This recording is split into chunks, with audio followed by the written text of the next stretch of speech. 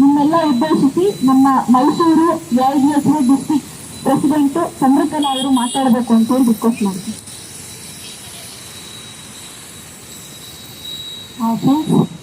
ನಿಮಗೆ ವಿಷಯ ಈಗ ಆಲ್ರೆಡಿ ಗೊತ್ತಿದೆ, ನಾನು ನಿಮ್ದು ಸಮಯ ತುಂಬಾ ತಗೊಳ್ಳಲ್ಲ.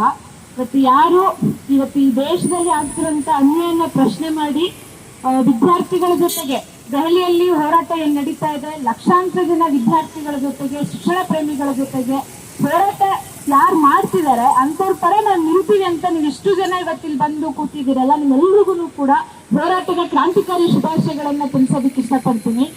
ಫ್ರೆಂಡ್ಸ್, ಒಂದೇನಂದ್ರೆ AIDSO ಈ ನೀಟ್ ಏನು ಎಕ್ಸಾಮ್ ಅನ್ನ ಇಂಟ್ರೊಡ್ಯೂಸ್ ಮಾಡಿದ್ರು, ಒಂದು ದೇಶ ಒಂದು ಪರೀಕ್ಷೆ ಅಂತ ಹೇಳಿ ಇಂಟ್ರೊಡ್ಯೂಸ್ ಮಾಡಿದ್ರು. ಇದನ್ನ ಇಂಟ್ರೊಡ್ಯೂಸ್ ಮಾಡಿ ಮೊದಲನೇ ದಿನಗಳಿಂದನೇ ಕೂಡ ಸರ್ಕಾರಕ್ಕೆ AIDSO ಹೋರಾಟದ ಮೂಲಕ ಎಚ್ಚರಿಕೆನ ಕೊಡ್ತು. ಈ ನೀಟನ್ನ ಇಂಟ್ರೊಡ್ಯೂಸ್ ಮಾಡೋದ್ರಿಂದ ದೊಡ್ಡ ಮಟ್ಟದ ಅನಾಹುತ ಶಿಕ್ಷಣ ವ್ಯವಸ್ಥೆಯಲ್ಲಿ ಆಗುತ್ತೆ, ವೈದ್ಯಕೀಯ ಶಿಕ್ಷಣ ಅನ್ನೋದು ಮಾರಾಟ ಆಗುತ್ತೆ, ಕೋಚಿಂಗ್ ಮಾಫಿಯಾ ಇನ್ನೂ ದೊಡ್ಡ ಮಟ್ಟದಲ್ಲಿ ತಲೆ ಎತ್ತುತ್ತೆ ಅನ್ನೋ ಎಚ್ಚರಿಕೆನ AIDSO ವಿದ್ಯಾರ್ಥಿ ಸಂಘಟನೆ ಯಾರು ಇಂಟ್ರೊಡ್ಯೂಸ್ ಮಾಡಿದ್ದು? ಕಾಂಗ್ರೆಸ್ ಪಕ್ಷ. ಆ ಪಕ್ಷಕ್ಕೆ AIDSO ವಿದ್ಯಾರ್ಥಿ ಸಂಘಟನೆ ಎಚ್ಚರಿಕೆ ಕೊಟ್ಟಾದ ನಂತರನೂ ಕೂಡ ಎಷ್ಟೋ ಜನಗಳು ಇದಕ್ಕೆ ವಿರೋಧ ವ್ಯಕ್ತಪಡಿಸಿದ್ರು. ಅಷ್ಟು ವಿರೋಧ ವ್ಯಕ್ತ ಆದ್ರೂ ಕೂಡ ವಿರೋಧದ ನಡುವೆನೂ ಕೂಡ ನೀಟನ್ನ ಇಂಟ್ರೊಡ್ಯೂಸ್ ಮಾಡಿದ್ರು. ಅವ್ರೇನ್ ನೀಟನ್ನ ಇಂಟ್ರೊಡ್ಯೂಸ್ ಮಾಡಿ ಅವಾಂತರನ ಸೃಷ್ಟಿ ಮಾಡಿದ್ರು, ಬಿಜೆಪಿ ಪಕ್ಷ ಇನ್ನೂ ಅತಿ ವೇಗದಲ್ಲಿ ಒಂದು ಗಂಡಾಂತರನೇ ಸೃಷ್ಟಿ ಮಾಡಿದ್ದಾರೆ. ಏನಂತ ಹೇಳಿದ್ರೆ, ನೀಟ್ ಇಂದ ಇವತ್ತು ಎಷ್ಟು ಕೋಟ್ಯಾಂತರ ರೂಪಾಯಿ ಇವತ್ತು ಮೆಡಿಕಲ್ ಎಜುಕೇಶನ್ಗೆ ಖರ್ಚು ಮಾಡುವಂತ ಪರಿಸ್ಥಿತಿ ಬರ್ತಾ ಇದೆ. ಎಷ್ಟೋ ಜನ ಕೆಳ ಮಧ್ಯಮ ವರ್ಗದವರು, ಮಧ್ಯಮ ವರ್ಗದ ಜನಗಳು ಅವ್ರ ಹೊಲನ ಮಾರಿ, ಮನೇನ ಮಾರಿ, ಸಾಲ ಮಾಡಿ ಇವತ್ತು ಕೋಟ್ಯಾಂತರ ರೂಪಾಯಿ ಖರ್ಚು ಮಾಡಿ ನನ್ನ ಮಗ ಡಾಕ್ಟರ್ ಆಗಿ ಜನಗಳ ಸೇವೆ ಮಾಡ್ಲಿ, ಸಮಾಜ ಸೇವೆ ಮಾಡ್ಲಿ ಅಂತ ಹೇಳಿ ಅವರು ಕನಸನ್ನ ಕಟ್ಕೊಂಡು ಕಷ್ಟಪಟ್ಟು ಓದಿಸಿದ್ರೆ ಇವತ್ತು ಯಾರೆಲ್ಲ 23 ಲಕ್ಷ ಜನ ವಿದ್ಯಾರ್ಥಿಗಳು ಪರೀಕ್ಷೆ ಬರೀತಾರೆ, ಅಷ್ಟು ಫ್ಯಾಮಿಲೀಸು, ಅಷ್ಟು ವಿದ್ಯಾರ್ಥಿಗಳು ಇವತ್ತು ಸಫರ್ ಮಾಡ್ತಾ ಇರೋದ್ರಿಂದ ಅತ್ಯಂತ ನೋವಲ್ಲಿದ್ದಾರೆ, ಕಳವಳನ ವ್ಯಕ್ತಪಡಿಸ್ತಾ ಇದ್ದಾರೆ. ಈ ಪೇಪರ್ ಲೀಕ್ ಏನಾಯ್ತು, ಅದಾದಾಗ 24 ಜನ ವಿದ್ಯಾರ್ಥಿಗಳು ಆತ್ಮಹತ್ಯೆ ಮಾಡ್ಕೊಂಡಿದ್ದಾರೆ. ಇದ್ರ ಬಗ್ಗೆನೂ ಕೂಡ ಸರ್ಕಾರ ಮಾತಾಡ್ಲಿಲ್ಲ. ಇದ್ರ ವಿರುದ್ಧ 1.5 ತಿಂಗಳಿಂದ ಹೋರಾಟ ನಡೀತಾ ಇದೆ. ಯಾರಾದ್ರೂ ಒಬ್ರು ಜವಾಬ್ದಾರಿ ತಗೊಳ್ಳಿ.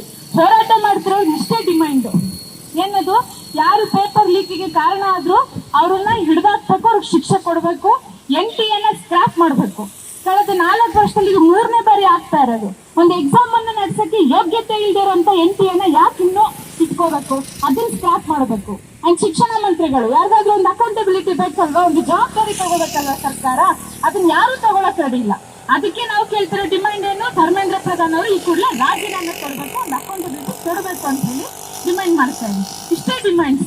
ಸೊ ಇಲ್ಲಿ ಸರ್ಕಾರ ಏನ್ ಮಾಡ್ಬೇಕಾಗಿತ್ತು, ಒಂದು ಪ್ರಜಾಪ್ರಭುತ್ವ ದೇಶದಲ್ಲಿ ಸರ್ಕಾರ ಬಂದು ಯಾರೆಲ್ಲ ಪ್ರತಿಭಟನಾ ನಿರತರ ಇದ್ದಾರೆ ವಿದ್ಯಾರ್ಥಿಗಳು ಅವ್ರ ಜೊತೆ ಮಾತುಕತೆ ನಡೆಸಬೇಕಿತ್ತು. ಫ್ರೆಂಡ್ಸ್, ಹೌದು, ನೀಟ್ ಪೇಪರ್ ಲೀಕ್ ಆಗಿ ಇವತ್ತು ಲಕ್ಷಾಂತರ ಜನ ವಿದ್ಯಾರ್ಥಿಗಳಿಗೆ ಅನ್ಯಾಯ ಆಗಿದೆ, ತಪ್ಪಾಗಿದೆ ನಮ್ಮ ಕಡೆಯಿಂದ ಅನ್ನೋ ತಪ್ಪಿಗೆನ ಕೊಡಬೇಕಿತ್ತು.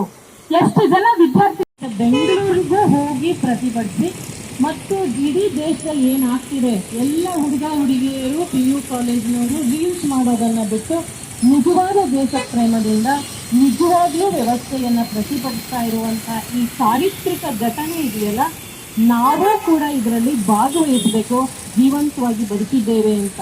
ಅದಕ್ಕೋಸ್ಕರನೇ ಎಲ್ಲ ಎಷ್ಟು ಜನ ಮಹಾರಾಣಿಯಿಂದ ನಮ್ಮ ಮಕ್ಕಳು ಬರ್ತಿದ್ದಾರೆ ಅಂತ ನೋಡ್ಲಿಕ್ಕೆ ನಿಮ್ಮ ಜೊತೆ ಸೇರ್ಲಿಕ್ಕೋಸ್ಕರ ಬಂದೆ. ಸಂತೋಷ ಆಯಿತು. ಇಂಥ ಪ್ರಜ್ಞಾ ಜಾಗೃತಿ ಇನ್ನೂ ಹೆಚ್ಚಾಗಲಿ ಅಂತ ಹೇಳ್ತಾ ನಾನು ಮಾತಾಡೋದು.